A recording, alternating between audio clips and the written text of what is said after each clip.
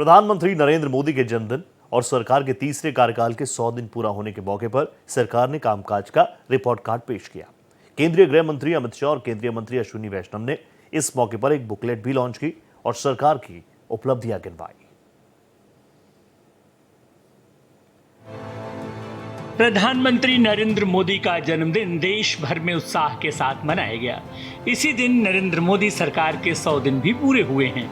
इस मौके पर सरकार की तरफ से केंद्रीय गृह मंत्री अमित शाह और केंद्रीय रेल मंत्री अश्विनी वैष्णव ने सरकार की उपलब्धियों के बारे में एक बुकलेट भी लॉन्च किया। प्रधानमंत्री के जन्मदिन को पूरे देश में कई संस्थाओं ने सेवा पखवाड़े के नाम से मनाने का निर्णय लिया है। प्रधानमंत्री मोदी जी का जन्मदिन है।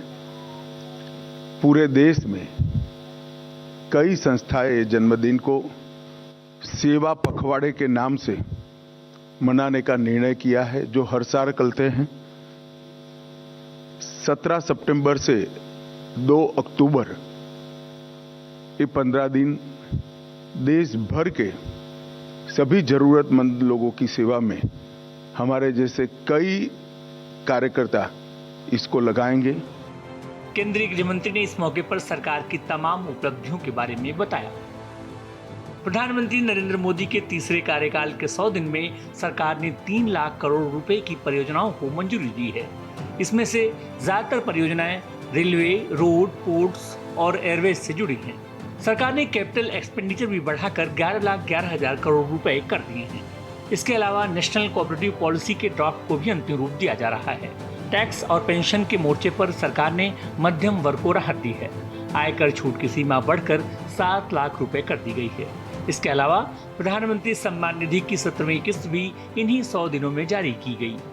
किसानों को बड़ी राहत देते हुए खरीफ फसलों के लिए न्यूनतम समर्थन मूल्य भी बढ़ाया गया है। स्पेस सेक्टर की बात करें तो सरकार ने 1000 करोड़ रुपए का वेंचर कैपिटल फंड भी स्थापित किया है।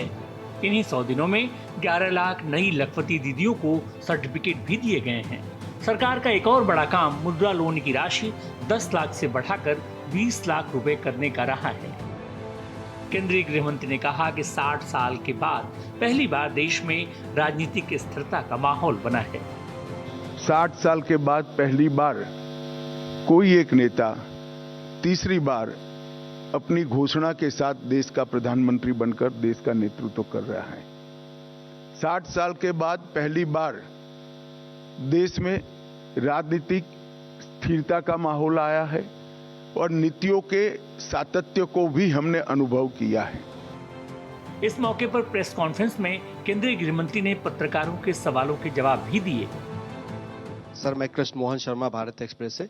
अभी रेलवे से ही सवाल था। लोगों के मन में एक चिंता है कि जिस तरीके से ट्रेन की पटरियां तोड़ने की कोशिश की जा रही है, तो एक लार्जर पैमाने पे देश को साबोटाज, क्या मतलब बहुत बड़े पैमाने पे हत्या करने की कोशिश की जा रही है। और सबसे ज्यादा जो दिक्कत ये है, मैं बहुत छोटा सा लूंगा कि सर इस पे पूरा सिस्टम, मतलब विपक्ष पूरी तरीके से मौन है कि इसकी आलोचना क्यों नहीं करता, क्यों चाहता है कि देश जो है एक तरीके से गड्ढे में चला जाए।